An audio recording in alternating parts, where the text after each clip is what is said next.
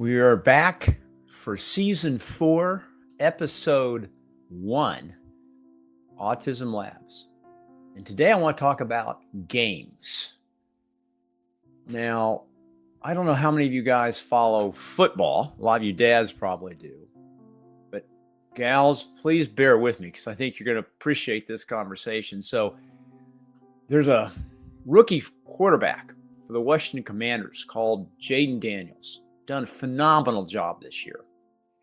He's had a quarterback coach since he was 10 or 11 years old, a guy by the name of Ryan Porter, who's done some amazing things with Jaden.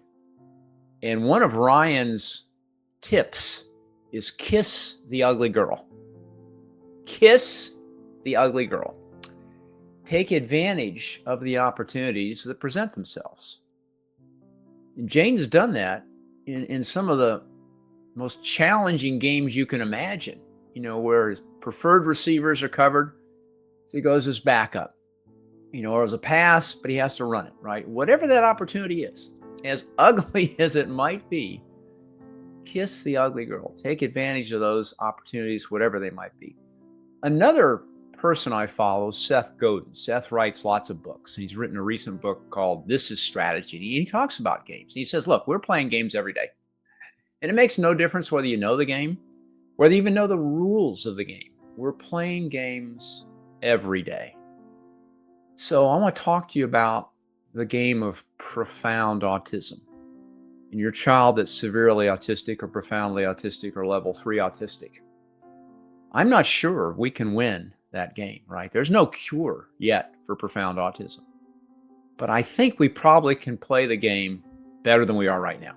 At least that's what I've learned. And the first step is to recognize who is your MVP, who is your most valuable player. And dads, I've got news for you. It's not you. You may say, yeah, I'm doing everything I need to do, man. I'm not bringing the money. I'm going out there and working hard. No. The most valuable player, almost without exception, is your wife. Now think about that.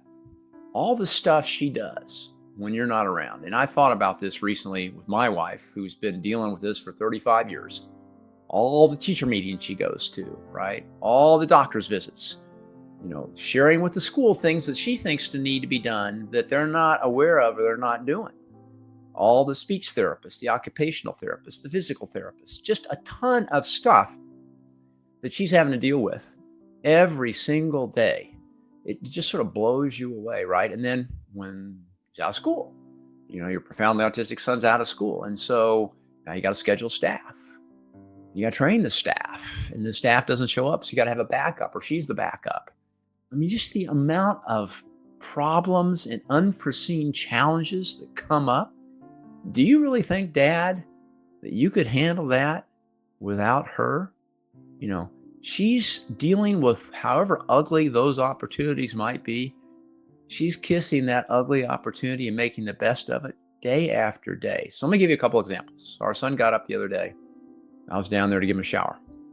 And he had that crazy look in his eyes. And he was ready to go, man. He comes over and grabs me. And I'm thinking, oh my gosh, what am I going to do? So what I do, is what I've always done for 35 years, is I yell, Kay! I yell for my wife. Now, is that what I should do as a mature parent? As a responsible dad? Probably not, but that's what I do. So she comes running down. What's going on? She looks around, assesses the situation, gets him in the shower, gets him showered. He's still stressed. So we have this big styrofoam workout triangular thing that you can sort of put on the floor and you lay on it. You lay on your stomach and your chest on it. And then your arms are sort of dangling over the edges. We use this for our son. And so she got him on this thing. And as he was playing his puzzle, he put the puzzle on the floor. So he's playing his puzzle, but he's sitting up on this triangular pad. She's rubbing his back. And he loves it. And it relaxes him. I don't do this. I need to do this, but I haven't learned how to do this. Okay, next thing she does, sits him in a chair. And she does a push down. So she puts her hands over his head and her elbows on his shoulders, and she pushes firmly down. And that relaxes him some. That sort of de-stresses him some too. Again, something I need to do. I haven't learned how to do that.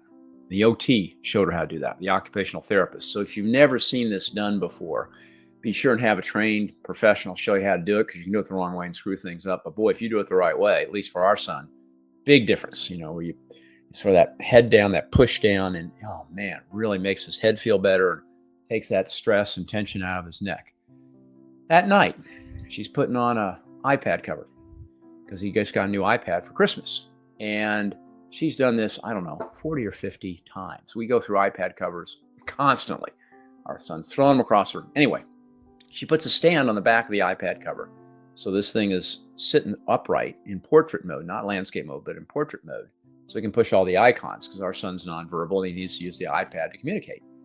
Well, on this new cover, there is a molded pen holder on the back that's right in the way of where the stand goes. And it's molded plastic. And I'm thinking, there's no way this is going to work. Doesn't stop her at all. Kay gets out her knife, her screwdriver, her scissors. She starts cutting, working on it. And before you know it, she's got a nice spot cut out. Puts the stand on there with some super glue. We have it books and we have it set there overnight, and she's done. And it's just like, every day, every couple of days, there's something like this that comes up, guys. And you may not be aware of all the things your wife does, but my wife blows me away. And she is the MVP, right? But she's not just the quarterback. She's the coach. She coaches the teachers, the therapist, all the people that are involved in our son's life on a weekly, monthly basis, family members that come into town. Well, here's how you deal with them. Here's how you can help out at dinner table. Here's how you can help give them a bath. Here's how you can help get them dressed. All these things she's constantly coaching people on. She's also a trainer, right? As we hire new staff, as we bring people in, she's doing the education, she's doing the training. She's got a binder full of instructions and protocols. We've got these things on Google Sheets. We've got videos, all this stuff to facilitate training. She's a PA. She's the physician's assistant. All right. She knows all the medical challenges our son has.